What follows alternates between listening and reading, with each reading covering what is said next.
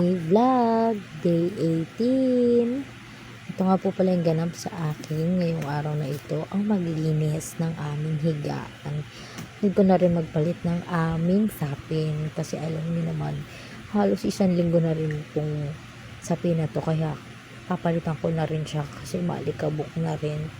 So nagpapagpag pa rin kami dyan, pero alam niyo naman mas maganda talaga na mas maiwasan natin yung mga alikabog, lalo na kahit magpagpag tayo. Pagbuka pa nga ang mami ninyo ng sapin na butas, Diyos ko po, sige tuwad ka pa dyan.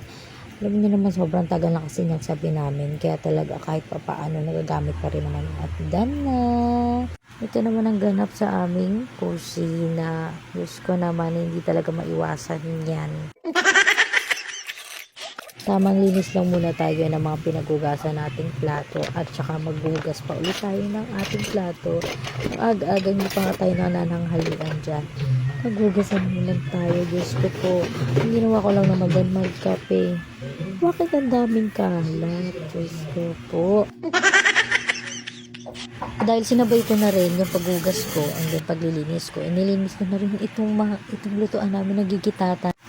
Mas maganda na tignan sa mata kasi malinis na ang lababo ng mami. And then kasunod niyan, ano pa ba? E di magwalis na naman tayo. Diyos ko po, walang katapusang walis, walang katapusang linis. Diyos ko, sipag-sipagan na ate mo, kala mo talaga masipag. May video lang kasi kaya ganyan. Sorry, kasi kahit walang video yan, masipag talaga ako, naglilinis talaga ako, kusa talaga akong kumikilos at di ko kailangan sabihan ako, utusan ako kung anong gagawin ko. Basta pag alam ko makalat, maglinis tayo. Kahit sa pambahay yan, maglinis tayo. Diyos ko po. And then, hindi talaga maiiwasan yung aso namin. Pero huwag kayong mag-alala. Hindi talaga namin yan sila tinatali. Sadya talagang nakawala yan sila. Kahit maraming balahibo, okay lang yan. Kasi love namin yung tatlong aso namin. Love na love namin yan since birth. Since birth na baby po sila. Sipagsipagan talaga ang ate mo. Diyos ko po. Kailangan talaga yan. And then habang nagwawalis ako, nakikinig din kami ng papagulid. Siyempre, ang ganda-ganda rin naman kasi pakinggan yung mga ano niya, di ba? Diyos ko po, nakakawalan ng pagod. Talagang sobrang kakainganyo maglinis kahit saan ba. And then punas-punas lang ako dyan ng mga garapon kasi alam niyo naman, maalikabok talaga dito sa amin kasi nga sobrang hangin po talaga, kaya hindi talaga maiwasang magkaroon ng alikabok sa ating paninda. Kaya minsan yung ibang paninda ko, pag binibigay ko sa customer, pinupunasan ko muna kasi ang alikabok niya po talaga. Diyos ko po, kung hindi tayo maglilinis, ay Diyos ko, baka pwede ng taniman ng kamote ang alikabok ninyo. Sipagsipagan, kita naman yung ano mo, brabe, ang lapad be. Kahit palapad dyan, maganda pa rin. Diyos ko po. Yan, punas-punas lang ako dyan ng mga paninda ko. Para naman kahit papaano.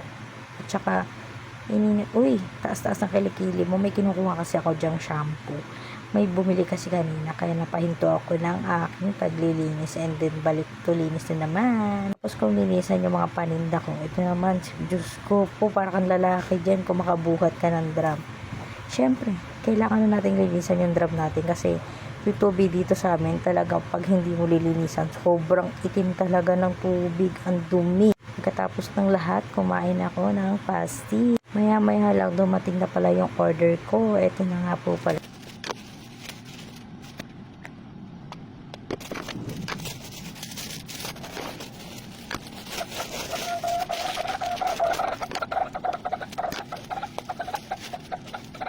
Tapos kung mag-unboxing, bumili kami ng tubig ng aking anak. Laki oh. Parang kasing laki ng itong mukha ko. Ganyan. Te.